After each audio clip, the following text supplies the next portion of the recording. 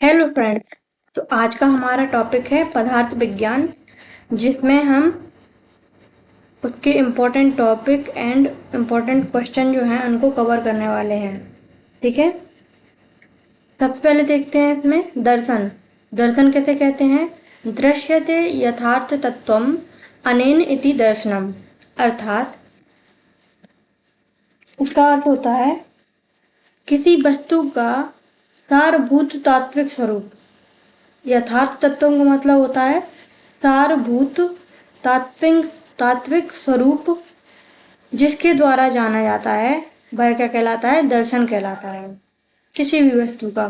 ठीक है, नेक्स्ट है इसमें तत्व ज्ञान साधनम शास्त्रम दर्शनम। इसका भी अर्थ यही होता है, किसी वस्तु का सारभूत तत्व जानना, जिसके द्वारा जाना जाता है, वो क्या कहलाता है? दर्शन कहलाता है। ठीक है, अब देखते हैं किसी भी दर्शन के प्रमुख 4 विषय होते हैं। कितने विषय होते हैं? 4 विषय। कौन कौन से? हे किसे बोलते हैं? दुख का वास्तविक स्वरूप। दुख का वास्तविक स्वरूप जो होता है वो हे कहलाता है। यह त्याज्य होता है, मतलब त्यागने योग्य होता है। और हे हेतु, दुख का कारण क्या होता है? हे हेतु का अर्थ होता है दुख का मूल या वास्तविक कारण। हान, दुख का अभाव कैसे हो। हान उपाय मतलब दुख निवृत्ति का साधन। ठीक है, ये इसके विषय होते हैं। नेक्स्ट है हमारा दर्शन। तो जो दर्शन है उनमें क्या किन जो विषय हैं उनको माना गया है, जैसे कि वेदांत दर्शन। ठीक है, वेदांत दर्शन जो है उसकी विशेषता क्या है? एकत्ववाद का समर्थन करता है, मूल तत्व वेद। और वो एक तत्व क्या है? मूल तत्व वेद।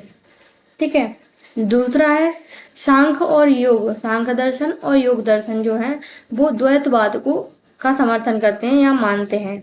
द्वैतवाद में प्रकृति और पुरुष आते हैं। ठीक है, नेक्स्ट है वैशेषिक न्याय। वैशेषिक और न्याय, वैशेषिक दर्शन और न्याय दर्शन, ये त्रैतवाद को मानते हैं। इसमें 3 घटक आते हैं। कौन कौन से?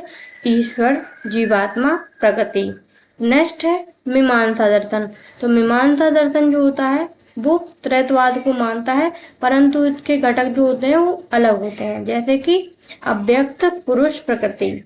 यहाँ पे ऊपर जो था वैशेषिक और न्याय का, वो भी त्रैतवाद है, परंतु उसमें ईश्वर, जीवात्मा और प्रकृति को माना गया है। लेकिन जो मीमांसा दर्शन है उसमें त्रैतवाद को माना है, लेकिन उसके घटक भिन्न हैं। कौन कौन से? अव्यक्त, पुरुष, प्रकृति। नेक्स्ट है मध्व आचार्य कृत सर्व दर्शन संग्रह में कुल 16 दर्शन बताए गए हैं। ठीक है, कुल कितने बताए गए हैं? 16 दर्शन। किसमें? सर्व दर्शन संग्रह। सर्व दर्शन संग्रह में ये MCQ क्वेश्चन बन सकते हैं। सर्व दर्शन संग्रह में कुल 16 दर्शन बताए गए हैं, लेकिन प्रमुख जो होते हैं वो 9 होते हैं। कौन कौन से? आस्तिक और नास्तिक।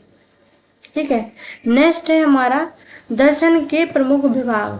तो जो दर्शन होता है उसके प्रमुख विभाग कौन कौन से होते हैं? 2 होते हैं।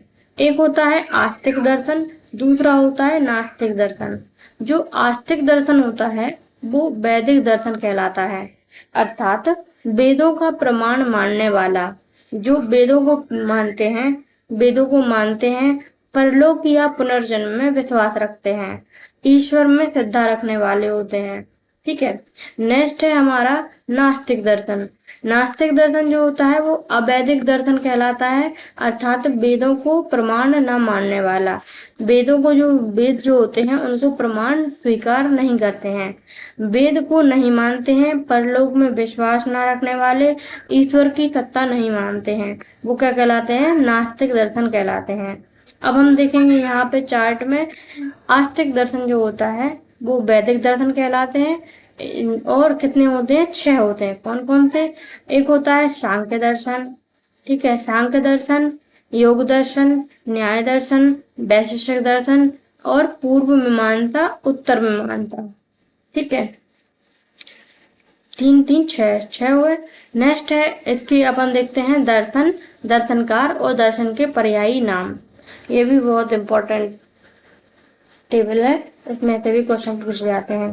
जैसे कि सांख्य दर्शन, तो सांख्य दर्शन के जो दर्शनकार हैं वो हैं कपिल मुनि, और दर्शन के पर्यायी नाम क्या है? सांख्य, आत्मविद्या। क्या है? सांख्य और आत्मविद्या। नेक्स्ट है योग दर्शन, तो योग दर्शन जो होता है उसके दर्शनकार कौन है? पतंजलि।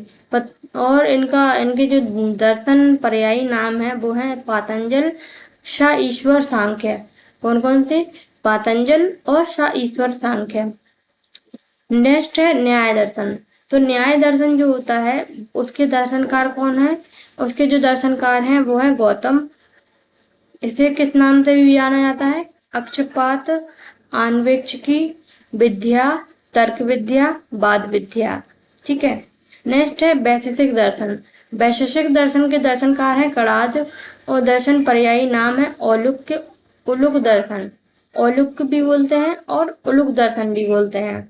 नेक्स्ट है पूर्व मीमांसा, पूर्व मीमांसा के जो दर्शनकार हैं वो हैं कौन से?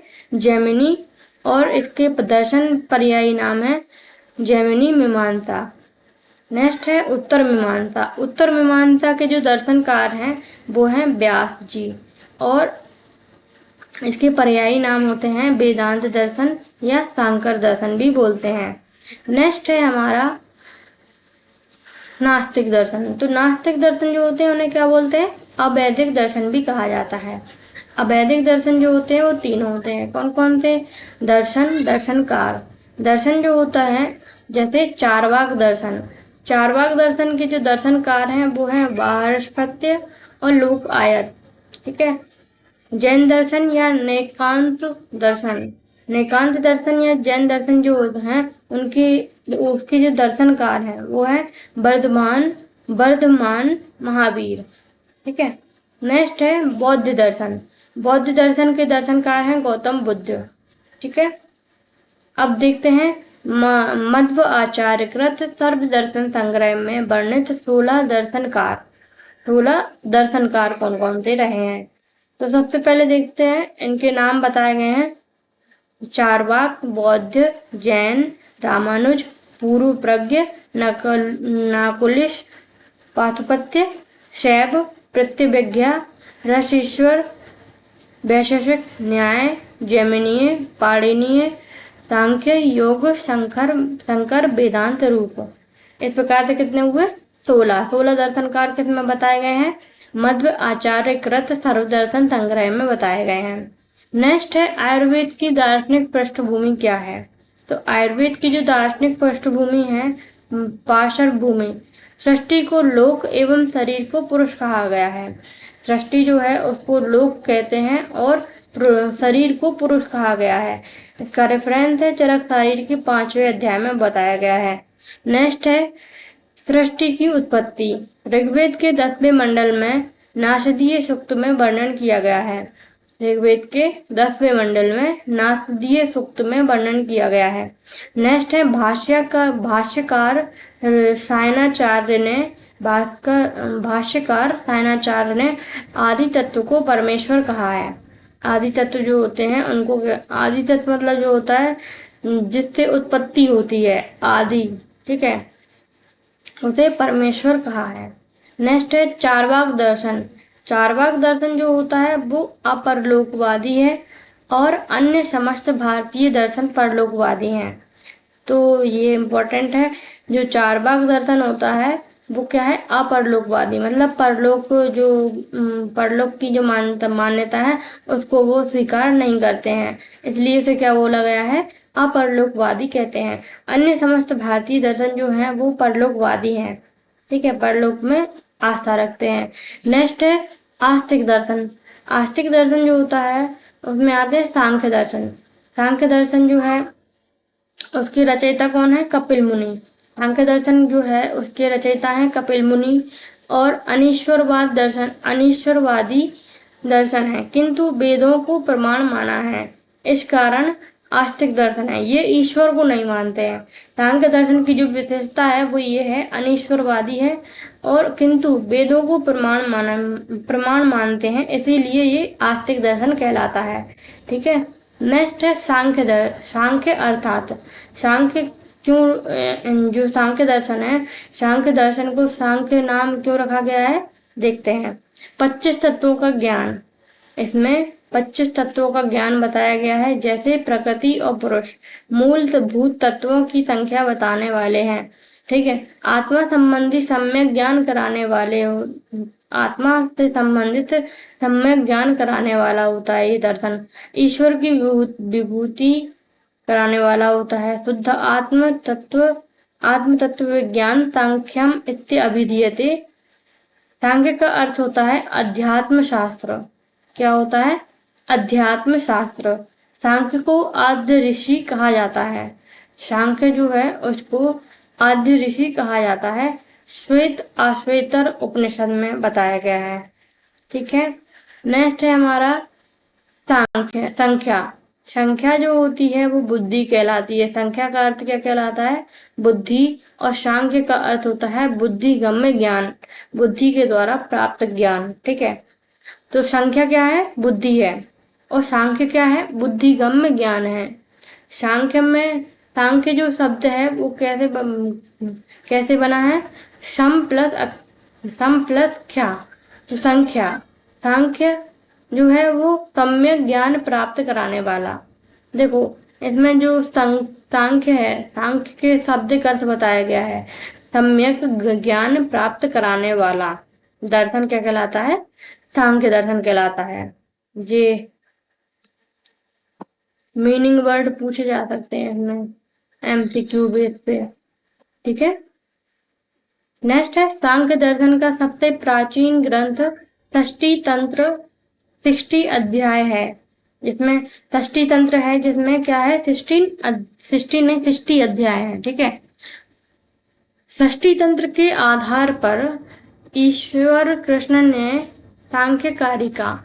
सांख्यकारिकावली इस ग्रंथ की रचना की है। सांख्यकारिका ग्रंथ के अध्याय कितने हैं, 70। सांख्यकारिका यह सांख्य दर्शन का आधारभूत ग्रंथ है। यह सांख्य दर्शन का क्या है, आधारभूत ग्रंथ है। सांख्यकारिका ग्रंथ की टीकाएं, सांख्यकारिका जो ग्रंथ है उसकी टीकाएं क्या होती हैं, तो देखते हैं सांख्यकारिका ग्रंथ की टीकाएं कौन कौन सी। वाचस्पति मिश्र के द्वारा लिखित वाचस्पति सांख्य तत्व कौमुदी।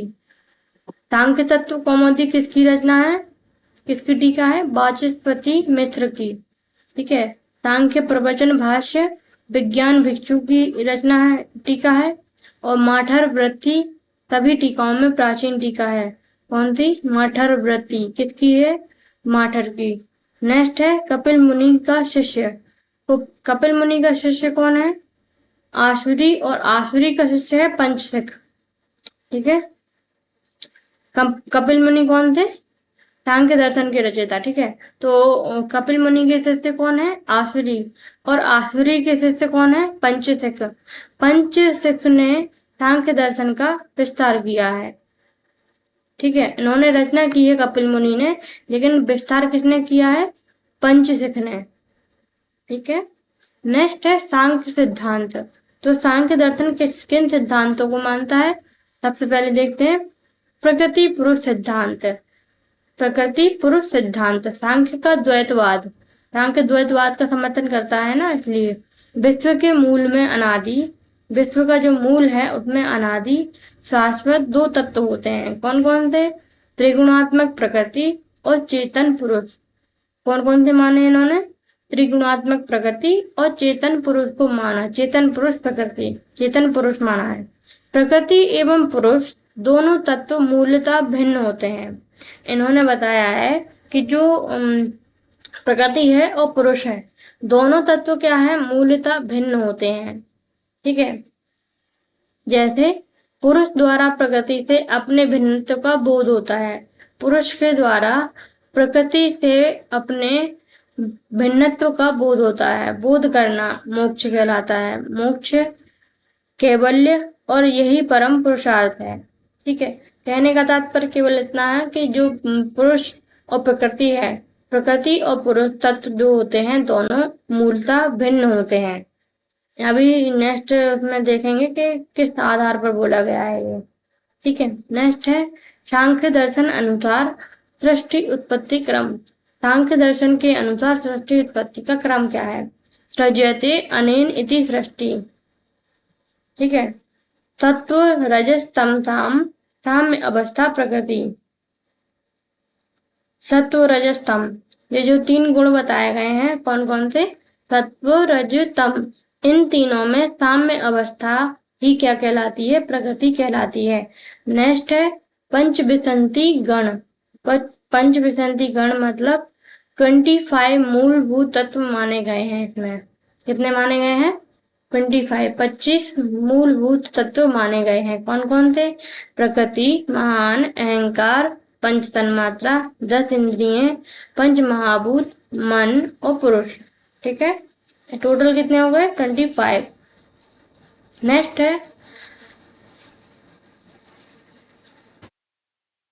क्या है? ईश्वर कृष्ण ने उनके सांख्य कारिकावली ग्रंथ में प्रकृति, विकृति और पुरुष यानी कुल 25 तत्वों को 4 भागों में विभाजित किया है।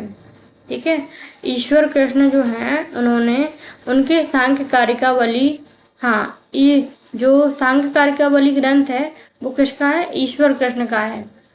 सांख्य कारिकावली जो है वो ग्रंथ किसका है? ईश्वर कृष्ण का है। उसमें प्रकृति, विकृति और पुरुष यानी कुल 25 तत्वों को 4 भागों में विभाजित किया है। कौन कौन सी? एक है मूल प्रकृति, प्रकृति विकृति, केवल प्रकृति और ना प्रकृति ना विकृति। ठीक है, इसको देखते हैं यहाँ पे। तो यहाँ का जो है अव्यक्त जो होता है वो मूल प्रकृति कहलाती है। अव्यक्त क्या कहलाती है? मूल प्रकृति कहलाती है। और केवल प्रकृति और प्रधान तत्व कहलाता है। संख्या में 1 होती है। महत, अहंकार, पंच तन्मात्रा। महान, अहंकार, पंच तन्मात्रा ये क्या होती हैं? प्रकृति और विकृति। मतलब प्रकृति और विकृति जो होती है दोनों ही इसमें सम्मिलित होते हैं। ठीक है, कितनी होती हैं संख्या में? 7 होती हैं। पंच ज्ञानेन्द्रिय, पंच कर्मेंद्रिय, पंच महाभूत और मन ये केवल क्या होते हैं? विकार होते हैं। षोडश क्या होते हैं? षोडश विकार। ये एक ऐसा क्वेश्चन है मतलब जो आना ही है पदार्थ विज्ञान में। ठीक है, तो षोडश विकार में कौन क्या क्या आता है? पंच ज्ञानेन्द्रिय, पंच कर्मेंद्रिय, पंच महाभूत और मन। संख्या में कितने होते हैं? 16। पुरुष जो होता है वो कार्य कारण रहित होता है। कैसा होता है? कार्य कारण रहित होता है। ना विकृति और ना प्रकृति होती है। ना प्रकृति होती है ना विकृति होती है, तो वो क्या कहलाता है? पुरुष कहलाता है। कार्य कारण से रहित होता है। संख्या में कितने होते हैं? 1 होते हैं। नेक्स्ट है मूल प्रकृति जो होती है अव्यक्त प्रधान प्रकृति होती है। ठीक है, मूल प्रकृति कौन सी होती है? अव्यक्त प्रधान प्रकृति होती है ये। मूल प्रकृति विकार रहित होने से वह किसी से उत्पन्न नहीं होती है। मूल प्रकृति जो है वो विकार रहित होने से वह किसी से उत्पन्न नहीं होती है। प्रकृति से महत आदि 23 तत्वों की उत्पत्ति होती है। प्रकृति जो है उससे महत आदि मतलब महान, अहंकार ये जो है टोटल कितने? 23 तत्वों की उत्पत्ति होती है। नेक्स्ट है सत्व रजस तमसाम साम्य अवस्था प्रकृति अव्यक्त मूल प्रकृति। तो देखो सत्व रज और तम इनकी साम्य अवस्था में होना क्या कहलाता है? प्रकृति कहलाती है। अव्यक्त जो होती है वो क्या कहलाती है? मूल प्रकृति कहलाती है। तो इसकी हिंदी देखते हैं। सत्व रज और तम की साम्य अवस्था अर्थात प्रकृति समस्त प्राणियों का कारण होता है, स्वयं कारण रहित होती है। प्रकृति जो होती है वो समस्त प्राणियों का कारण होती है, परंतु स्वयं क्या होती है? कारण रहित होती है, संपूर्ण संसार की उत्पत्ति का कारण होती है। और ठीक है, अब देखते हैं प्रकृति का स्वरूप क्या होता है। तो प्रकृति जो होती है उसका स्वरूप होता है प्रकृति सर्वव्यापी होती है, अनादि होती है। सर्वव्यापी मतलब सभी व्यापक रूप से होती है। ठीक है, नेक्स्ट है अनादि जिसका कोई आदि ना हो, है ना। अचेतन होती है, देखो अचेतन होती है, ठीक है, और त्रिगुणात्मक होती है, जड़ होती है और सक्रिय होती है, ठीक है। संपूर्ण सृष्टि का बीज स्वरूप कारण है। संपूर्ण सृष्टि जो होती है उसका क्या है, ये बीज स्वरूप कारण होती है। बीज धर्मी होती है, प्रसव धर्मी होती है, अमध्यस्थ धर्मी होती है, आदि बीज होती है, सृष्टि की उत्पत्ति का आदि कारण होती है। मतलब जो सृष्टि की उत्पत्ति का मेन कारण क्या है, प्रकृति, परंतु स्वयं कारण रहित होती है, ठीक है। नेक्स्ट है प्रसव धर्मी। तो प्रसव धर्मी से अर्थ होता है प्रसवो प्रसवो अन्य आविर्भाव हेतु तत्वम परिणामो व तद रूप धर्मो या शो अस्य अस्थिति प्रसव धर्मणी। अर्थात प्रकृति से सृष्टि की उत्पत्ति होती है। प्रकृति से क्या होती है, सृष्टि की उत्पत्ति होती है, अतः प्रकृति प्रसव धर्मी होती है, ठीक है। नेक्स्ट है बीज धर्मी। बीज धर्मी का अर्थ होता है बीजस्य धर्मो बीज धर्म शो अस्य अतिथि। अर्थात जैसे बीज में वृक्ष उत्पत्ति का धर्म होता है, वैसे प्रकृति में सृष्टि उत्पत्ति का धर्म होता है, ठीक है। अमध्यस्थ धर्मी का अर्थ क्या होता है, अमध्यस्थ धर्मी का अर्थ होता है अमध्यस्थ मर्मोया सो अस्य स्थिति। अमध्यस्थ धर्मिणी सुख दुख आदि से विचलित होने का धर्म प्रकृति में होता है। तो हाँ, यहाँ पे ये अर्थ समझना बहुत जरूरी है कि अमध्यस्थ धर्मी जो है वो किसको बोला गया है, प्रकृति को। अर्थात इसका अर्थ क्या होता है, सुख दुख आदि से विचलित होने का धर्म किसमें होता है, प्रकृति में होता है। सुख दुख आदि से विचलित होने का जो धर्म होता है वो किसमें होता है, प्रकृति में होता है। सांख्य मत से पुरुष अनेक परंतु एक ही है। पुरुष जो है वो अनेक होते हैं परंतु एक ही है। गौड़ पदाचार्य पुरुष अनेक होने पर भी प्रकृति से संयुक्त होने वाला पुरुष एक ही होता है, ठीक है। ये डबल पेस्ट हो गया है।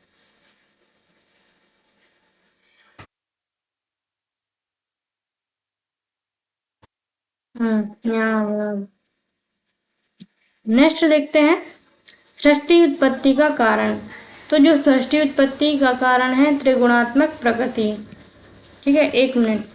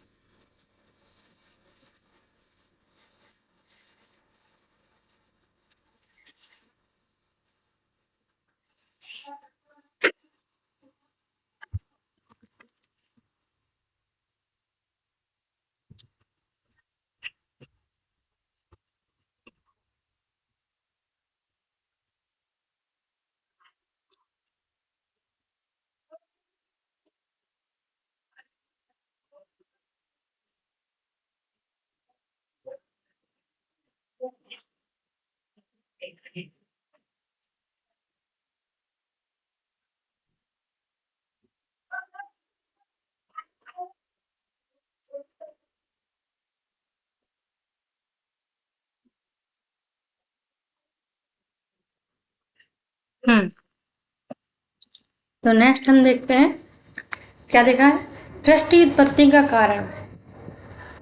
सृष्टि उत्पत्ति के कारण में क्या माना गया है, त्रिगुणात्मक प्रकृति को माना गया है, जो कि स्वयं क्या होती है, कारण रहित होती है, ठीक है। नेक्स्ट है तत्व रजतम। तत्व रजतम त्रिगुण कहलाते हैं, परम पदार्थ महागुण विभु के अकॉर्डिंग, ठीक है। नेक्स्ट है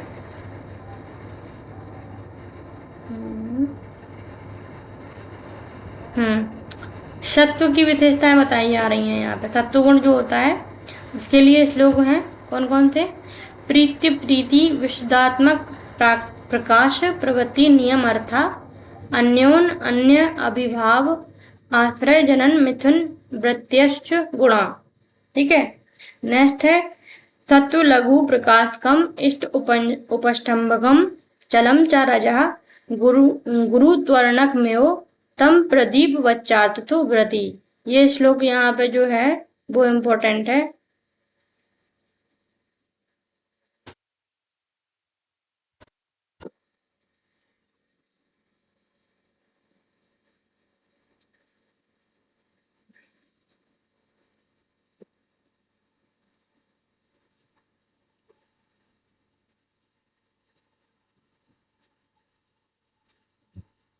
ये वाला, ठीक है।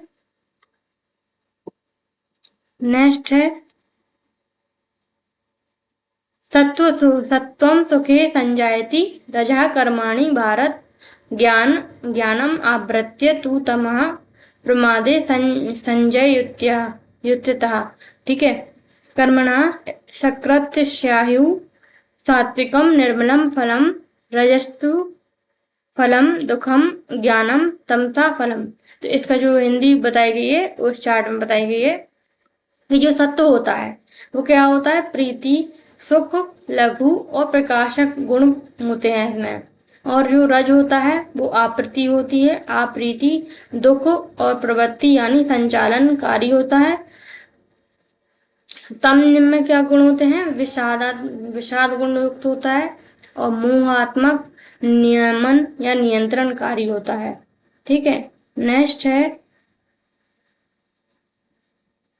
डबल रिपीट किए गए हैं ना।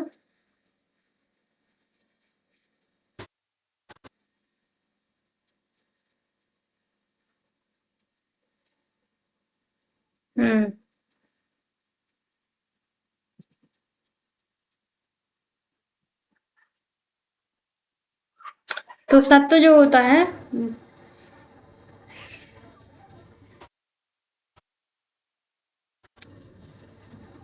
ये देख लिया ना अपन ने यहाँ पे इसमें। सत्वम लघु प्रकाशनं कम आरोग्यम प्रशमो रूपम ज्ञान विज्ञानम आर्यता दीर्घम आयु सुख आवाप्ति सामान्यम शुद्ध लक्षणम, ये काश्यप के द्वारा दिया गया है। अनर्ष्यम तम विभाग अरुचिता तितिक्षा सत्यम धर्मम आस्तिक्यम ज्ञानम, ठीक है। इसकी हिंदी देखते हैं तो आती है आर्जव, मृदुता, मृदु होता है, लज्जा, अहिंसा, आनंद, हर्ष, संतोष, श्रद्धा, दया, क्षमा, करुणा, शांति, प्रीति आत्मक यानी सुखात्मक, प्रकाशक होता है, निर्मल होता है, निर्मल स्वरूप और अनामयम, ठीक है। ये गुण होते हैं किसके, सत्व के। नेक्स्ट है रज, तो रजसाम सादोषम अख्यातम रोष अंशत्वात् रजो रागात्मकम विद्धि तृष्णा संगी तम उद्भवम तन्निबध्नानि कौन्ते कर्मसंदेहिनां लोभः प्रवृत्तिरारम्भ कर्मणां समाः स्पृहा रजस्येतानि जायन्ते विवृद्धे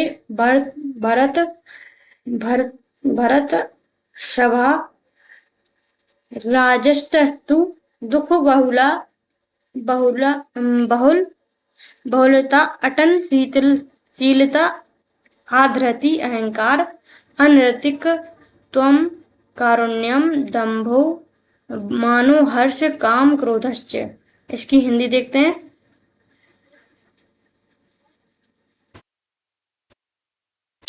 आती है देह की कर्म शक्ति को बांधने वाला होता है। क्या होता है, देह की जो कर्म शक्ति होती है उसको बांधने वाला होता है। उपष्टम्बकम चलश्च रजा, मतलब चल गुण जो होता है उपष्टम्बकम का अर्थ होता है प्रवर्तक। प्रवर्तक उत्तेजनात्मक, चंचल प्रवृत्ति, प्रेरणा, यत्न, चलन, गति देने वाला। रोष अंश, रोष अंश का अर्थ होता है क्रोध का अंश। किसका अंश, क्रोध का अंश। ये शायद पूछा भी गया है क्वेश्चन। रोष अंश अर्थात क्रोध का अंश किसका गुण होता है, रज गुण का होता है ये, ठीक है। अप्रीत्यात्मक यानी दुखात्मक, योगवाही होता है। द्वेष, द्रोह, मत्सर, निंदा, पर अभाव, मान, मद, लोभ, ईर्ष्या उत्पन्न करने वाला होता है, ठीक है। नेक्स्ट है तम, तो तम में देखते हैं तामसम अपि सादोषम अख्यातम मोहांश मोहांश देखो, रोहांश तत्व किसका था? रोहांश तत्व था रज, रज गुण जो है उसका। मोहांश त्वात किसका है? तम का। ठीक है। तमस्तो ज्ञानजम विद्धि मोहनम सर्वदेहिनाम प्रमाद आलस्य अनिद्रा अनिद्रा नहीं, प्रमाद आलस्य निद्रा निद्राभि तन् वदनाति भारत अप्रकाशो अप्रवृत्तिश्च प्रमादो मोह एव च तमस्य एतानि जायन्ते बिभ्रते कुरुनन्दन गुरु गुरुत्व करणमेव तम प्रदीप वच्चार्थतो व्रति। ठीक है। तामसाम अस्तु विषादी तत्व नास्तिक्यम अधर्मशीलता। ठीक है। बुद्धेर निरोधो अज्ञानम दुर्मेध तक कर्मशीलता निद्रालुत्वम च इति। ठीक है। इसकी हिंदी देखते हैं। गुरु आवरक विसंवादिता भय नास्तिकता अज्ञानता निद्रा आलस्य प्रमाद मूढ़ता कृपणता उत्पन्न करता है। विषादात्मक अर्थात मोह उत्पन्न कर अविवेक और अंधकार की ओर ले जाने वाला होता है। ठीक है। नेक्स्ट है हमारा त्रिगुण अन्योन आश्रय तत्व, यानी त्रिगुण परस्पर संबंध। त्रिगुण जो है सत्व रज तम, उनका परस्पर संबंध व त्रिगुणों का कार्य। कितने प्रकार के होते हैं? 5 प्रकार से होते हैं। कौन कौन से? प्रीत्य, ठीक है, प्रीत्य प्रीति विषादात्मक प्रकाश प्रवृत्ति नियम अर्थ अन्योन अन्य अभिभाव आश्रय जनन मिथुन वृत्त्यश्च गुणा। ठीक है। ये श्लोक सांख्य कारिका का दिया गया है। ये अन्योन अभिभाव का अर्थ क्या होता है? देखो, तो अन्योन अभिभाव का अर्थ होता है पराजित करना। अभिभाव का अर्थ होता है पराजित करना। तीनों गुण परस्पर धर्म को पराजित करते हैं। तीनों गुण जो होते हैं वो परस्पर धर्म जो होता है उसको पराजित करते हैं। उदाहरण, सत्व गुण बलवान होने पर रज व तम का पर अभाव कर प्रीति एवं प्रकाश धर्म प्रकट करता है। ठीक है। मतलब यहाँ पर डोमिनेंसी बताई गई है कि जो सत्व गुण है, यदि सत्व गुण है अधिक तो वो रज एवं तम को क्या करेगा? इनको सप्रेस करके प्रीति एवं प्रकाश और धर्म को प्रकट करता है। ठीक है। इस प्रकार से रज होता है, इसी प्रकार से तम होता है। नेक्स्ट है अन्योन आश्रय। आश्रय का अर्थ होता है सहकार्य। तीनों गुण परस्पर आश्रय से कार्य करते हैं। ठीक है। तीनों गुण जो होते हैं वो परस्पर क्या करके आश्रय से कार्य करते हैं। अन्योन्य जनन का अर्थ क्या होता है? अन्योन्य जनन का अर्थ होता है एक दूसरे की उत्पत्ति करने वाले। अन्योन्य जनन का अर्थ क्या होता है? एक दूसरे की उत्पत्ति करने वाले। तीनों गुण संसार से सभी कार्यों के जनक होते हैं। देखो, तीनों गुण जो हैं वो संसार के सभी कार्यों के जनक होते हैं। अन्योन्य मिथुन का अर्थ होता है सृष्टि उत्पत्ति के लिए त्रिगुणों का परस्पर संयोग होता है। ठीक है। सृष्टि की उत्पत्ति के लिए त्रिगुणों का परस्पर संयोग होता है। अन्योन्य वृत्ति का अर्थ क्या होता है? ये तीनों गुण एक दूसरे का अनुसरण करते हैं। अन्योन्य वृत्ति का अर्थ क्या होता है? ये तीनों गुण जो होते हैं वो एक दूसरे का अनुसरण करते हैं। ठीक है। आई होप सभी को समझ आ रहा हो, और कुछ भी क्वेरी या क्वेश्चन हो तो कमेंट करके जरूर पूछ सकते हैं, है ना। नेक्स्ट देखते हैं हम प्रकृति विकृति क्या होती है। प्रकृति विकृति में प्रकृति जो होता है वो कारण कहलाता है, विकृति कार्य कहलाती है। ठीक है। प्रकृति विकृति में प्रकृति क्या होती है? कारण, और विकृति क्या होती है? कार्य होती है। महद अध्या प्रकृति विकृतिया सत्ता, ये सांख्यकारिका का है श्लोक।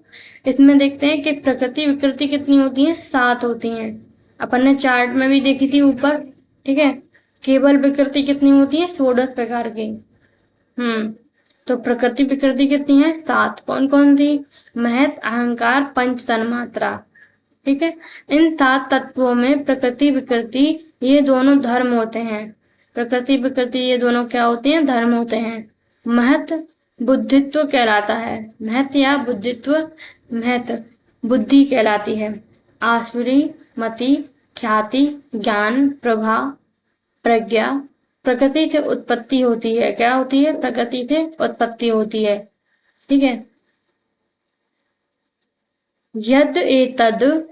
यद एतद विस्मृतं बीजं प्रधानं पुरुषात्मकं महत्त्वम् इति प्रोक्तं बुद्धितत्त्वम् इह उच्यते, ठीक है।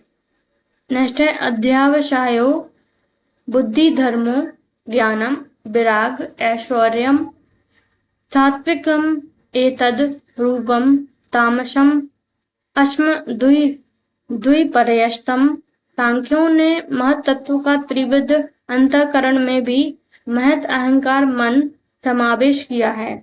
किसका, सांख्य जो दर्शन है उन्होंने महत्त्व का त्रिविध अंतःकरण में भी महान, अहंकार और मन, ठीक है, किसका, महान, अहंकार और मन का समावेश किया है। बुद्धि का कार्य क्या है, अध्यवसाय। बुद्धि का कार्य क्या होता है, अध्यवसाय, अर्थात कार्य और अकार्य का विचार पूर्वक योग्य निर्णय लेना, ठीक है। बुद्धि का कार्य क्या होता है, अध्यवसाय। ये बहुत ही इम्पोर्टेंट टॉपिक है यहाँ पे। बुद्धि का कार्य क्या है, अध्यवसाय, अर्थात कार्य और अकार्य का विचार पूर्वक योग्य निर्णय लेना, ठीक है। नेक्स्ट है अकार्य का नहीं, चरक ने बुद्धि को निश्चयात्मक कहा है, ठीक है। आचार्य चरक ने क्या बोला है, बुद्धि के लिए बुद्धि को निश्चयात्मक कहा है। बुद्धि के कितने प्रकार बताए हैं, 3 प्रकार बताए हैं। कौन कौन थे, सात्विक, राजसिक और तामसिक। बुद्धि के कितने प्रकार बताए हैं, 3 प्रकार बताए हैं, सात्विक, राजसिक और तामसिक। नेक्स्ट है सात्विक बुद्धि। तो सात्विक बुद्धि पहले इनकी अपन ये पढ़ते हैं, फिर उसके बाद उसकी हिंदी भी आएगी, ठीक है। प्रवृत्तिम च निवृत्तिम च कार्य अकार्य भय अभय बंधम मोक्षम चाया वेत्ति बुद्धि सा पार्थ सात्विकी, ठीक है। नेक्स्ट है राजसिक बुद्धि। तो यया धर्मम अधर्मम च कार्यम च अकार्यमेव च आयथाव तो प्रज्ञाति बुद्धि सा पार्थ राजसी, ठीक है। तामसी बुद्धि जो है वो अधर्म धर्मम इति या मन्यते तमस आवृता सर्वथा परिताष्टम बुद्धि सा पार्थ तामसी। सात्विक बुद्धि जो है उसके 4 प्रकार बताए गए हैं, ठीक है। मेनली बुद्धि कितनी प्रकार की, 3 प्रकार की, सात्विक, राजसिक और तामसिक। अब उनमें से भी जो सात्विक बुद्धि है वो कितने प्रकार की, 4 प्रकार की। कौन कौन सी, धर्म, ज्ञान, वैराग्य, ऐश्वर्य, ठीक है। धर्म, ज्ञान, वैराग्य, ऐश्वर्य। अब है नेक्स्ट अहंकार तत्व। अहंकार तत्व जो है वो अभिमान महत तत्व से उत्पत्ति होती है। किससे, महत तत्व जो है उससे उत्पत्ति होती है। अभिमानो अहंकार, अभिमान अहंकार, अहंकार विमूढ़ आत्मा कर्ता अहम इति मन्यते, ठीक है। प्रकृतिर महान महतो अहंकार तस्मात् गणस्य षोडश, ठीक है। अहंकार के कितने प्रकार बताए हैं, 3 प्रकार। बुद्धि के कितने प्रकार थे, 3 प्रकार थे। अहंकार के कितने प्रकार हैं, 3 प्रकार हैं। नेक्स्ट है सात्विक, राजसिक, तामसिक। तो सात्विक और राजसिक ये दोनों में, इन दोनों से, हाँ, सात्विक और राजसिक अहंकार जो है उनसे मिलकर क्या बनती है? 11 इंद्रियां, एकादश इंद्रियों की उत्पत्ति होती है। नेक्स्ट है राजसिक और तामसिक। राजसिक और तामसिक अहंकार से किसकी उत्पत्ति होती है? 5 तन्मात्राओं की उत्पत्ति होती है। नेक्स्ट है हमारा अहंकार का प्रकृति विकृति में समावेश जो है वो किसने माना है? सांख्य दर्शन ने। ठीक है, अहंकार जो है उसका प्रकृति विकृति में समावेश किसने माना है? सांख्य दर्शन ने माना है। नेक्स्ट है अहंकार का अष्टधा प्रकृति में समावेश चरकाचार्य के अकॉर्डिंग माना गया है। बहुत ही इम्पोर्टेंट क्वेश्चन है ये। अहंकार का प्रकृति विकृति में समावेश किसने माना है? सांख्य दर्शन ने। और अहंकार का अष्टधा प्रकृति में समावेश किसने माना है? चरकाचार्य ने। ठीक है, नेक्स्ट देखते हैं पंच तन्मात्रा। तो जो पंच तन्मात्राएं हैं वो राजसिक तामसिक अहंकार से पंच तन्मात्राओं की उत्पत्ति होती है। राजसिक एवं तामसिक, अभी अपन देख के आए ना नीचे, तो राजसिक एवं तामसिक अहंकार से पंच तन्मात्राओं की उत्पत्ति होती है। और ऊपर जो सात्विक और राजसिक अहंकार से एकादश इंद्रियों की उत्पत्ति होती है। ठीक है, स्थूलात् पंच तन्मात्राश्य। सांख्य दर्शन के अकॉर्डिंग स्थूल पंच महाभूतों से, स्थूल जो पंच महाभूत हैं उनसे पंच तन्मात्राओं का अनुमान होता है। ठीक है, स्थूल पंच तन्मात्राओं से क्या माना है इन्होंने? पंच तन्मात्राओं को माना है सांख्य दर्शन ने। ठीक है, नेक्स्ट है पंच महाभूत। पंच महाभूत क्या होता है? विशेष होता है। ठीक है, पंच महाभूत क्या होता है? विशेष होता है। और पंच तन्मात्रा अविशेष होती हैं। पंच तन्मात्राएं जो होती हैं वो क्या होती हैं? अविशेष होती हैं। पंच तन्मात्राओं में वही आती है शब्द स्पर्श रूप रस गंध। ठीक है, पंच तन्मात्राओं का समावेश प्रकृति विकृति में सांख्यों ने माना है, मतलब सांख्य दर्शन वाले, सांख्य दर्शन ने माना है। एवं अष्टधा प्रकृति में आचार्य चरक ने माना है। ठीक है, नेक्स्ट है केवल विकृति। तो केवल विकृति में क्या आता है?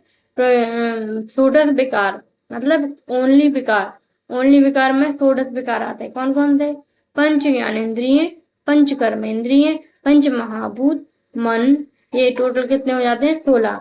प्रकृति से जन्म होता है परंतु अन्य तत्वों का निर्माण जो है वो प्रकृति नहीं करती है। ठीक है, प्रकृति जो होती है वो प्रसव धर्मी होती है, यानी जन्म तो होता है परंतु अन्य तत्वों का निर्माण नहीं होता है। ठीक है, नेक्स्ट है जो तत्व किसी के भी उत्पत्ति का कारण नहीं होते वे केवल कार्य रूप तत्व होते हैं। कौन से होते हैं? कार्य रूप तत्व होते हैं। उनको विकार या विकृति कहते हैं। देखो, प्रकृति जो होती है वो केवल उत्पत्ति करती है। ठीक है, लेकिन जो उत्पत्ति नहीं करते हैं वो कार्य रूप तत्व होते हैं। उन्हें क्या कहते हैं? विकार या विकृति कहते हैं। नेक्स्ट है पंच ज्ञानेंद्रिय। तो पंच ज्ञानेंद्रिय जो हैं वो कौन कौन सी हैं? बुद्धि इंद्रिय, आणी, चक्षु, श्रोत, घ्राण, रसन, त्वग, आख्यानी, सांख्य कारिका के अकॉर्डिंग। ठीक है, श्रोत, घ्राण, रसन, त्वग यानी त्वचा, कितनी हो गई? 5। चक्षु, श्रोत, कर्ण, घ्राण जिह्वा, नहीं घ्राण नासिका, रसन जिह्वा, त्वग यानी त्वचा। ठीक है, पंच कर्मेंद्रियों में त्वग, बाक यानी जिह्वा से ही लिया जाएगा। वाणी, पाणी जो है वो हस्त है। पाद यानी पैर, पायु यानी गुदा, उपस्थ यानी जननेन्द्रिय। ठीक है, ये क्या है? पंच कर्मेंद्रिय है। नेक्स्ट है मन। मन क्या होता है? मन उभयात्मक इंद्रिय है, यानी कर्मेंद्रिय और ज्ञानेन्द्रिय दोनों में होती है, इसलिए इसे क्या कहते हैं? उभयात्मक इंद्रिय कहते हैं। उभयात्मकम अन्नम मनहा संकल्पम संकल्पम इंद्रियश्चम साधर्म्यात् गुण परिणाम विशेषात् नानात्वे बाह्य वेदाश्च। सांख्यकारिका के अकॉर्डिंग मन का प्रधान कर्म क्या होता है? संकल्प। मन जो है उसका प्रधान कर्म क्या होता है? संकल्प होता है। ठीक है। नेक्स्ट है ज्ञानेंद्रिय, 5 ज्ञानेंद्रिय, 5 कर्मेंद्रिय, मन, इनकी उत्पत्ति सात्विक अहंकार से राजसिक अहंकार की सहायता से हुई है। ठीक है। एकादश इंद्रियां जो थी ना, ऊपर अपन चार्ट देखा है ये वाला, हाँ, सात्विक और राजसिक अहंकार से किसकी उत्पत्ति हुई है? एकादश इंद्रियों की उत्पत्ति हुई है। नेक्स्ट है अंतःकरण वृत्ति। तो उसमें देखते हैं महान अहंकार मन, अंतःकरण कहलाते हैं ये। महत अहंकार मन, इनका जो अपना असाधारण लक्षण होता है उसको स्वलक्षण्य कहते हैं। इनका जो असाधारण लक्षण होता है वो क्या कहलाता है? लक्षण होता है वो क्या कहलाता है? स्वलक्षण कहलाता है। नेक्स्ट है महत तत्व की असाधारण वृत्ति या स्वलक्षण्य अध्यवसाय कहलाती है। क्या कहलाती है? महत्व यानी महान जो तत्व है उसकी असाधारण वृत्ति जो होती है या स्वलक्षण जो होता है वो क्या कहलाता है? अध्यवसाय। और अहंकार तत्व की असाधारण वृत्ति या स्वलक्षण अभिमान कहलाती है। मन तत्व की असाधारण वृत्ति या स्वलक्षण संकल्प कहलाती है। ठीक है, ये तीनों लाइनें इंपॉर्टेंट हैं। ठीक है, अध्यवसाय, अभिमान और संकल्प। तो अध्यवसाय किसका है? असाधारण वृत्ति महान की, और अभिमान अहंकार की, और संकल्प मन की। नेक्स्ट है सामान्यतः कारणों की वृत्ति। सामान्यतः जो कारण है उनकी वृत्ति क्या है? प्राण आदि पंच वायु है। क्या है? प्राण आदि पंच वायु। पंच महाभूत में आकाश, वायु, तेज, जल, पृथ्वी। पंच महाभूत में क्या क्या आते हैं? आकाश, वायु, तेज, जल, पृथ्वी। पंच महाभूतों की उत्पत्ति पंच तन्मात्राओं से हुई है। पंच महाभूतों की उत्पत्ति किससे मानी है इन्होंने? पंच तन्मात्राओं से हुई है।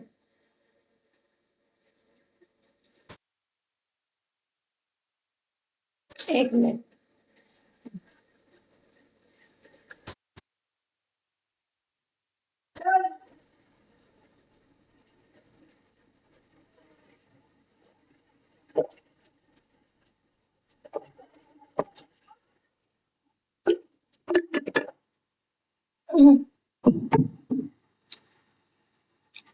तो इसमें देखते हैं सबसे पहले पंच तन्मात्राओं की उत्पत्ति भूत आदि यानी तामस अहंकार से तेजस अहंकार की सहायता से हुई है। कैसे? पंच तन्मात्राओं की उत्पत्ति भूत आदि यानी तामस अहंकार से, तामस अहंकार जो है तेजस अहंकार की सहायता से हुई है। शब्द तन्मात्रा से आकाश महाभूत की उत्पत्ति मानी है। स्पर्श तन्मात्रा से वायु महाभूत की उत्पत्ति मानी है। रूप तन्मात्रा से तेज महाभूत की उत्पत्ति, और रस तन्मात्रा से आप महाभूत की उत्पत्ति, गंध तन्मात्रा से पृथ्वी महाभूत की उत्पत्ति मानी गई है। नेक्स्ट है ना प्रकृति ना विकृति, पुरुष तत्व। ठीक है, प्रकृति एवं विकृति से भिन्न होती है। नेक्स्ट है इसमें आत्मा जो होती है पुरुष या सांख्य। आत्मा को पुरुष बोला है किसने? सांख्य दर्शन ने। पुरुष तत्व निर्विकार नित्य होता है, विभू होती है, अनादि होते हैं, अनंत होता है, अलिंग, अपर व अनेक सांख्य अनेक होते हैं। किसके अकॉर्डिंग? सांख्य दर्शन के अकॉर्डिंग।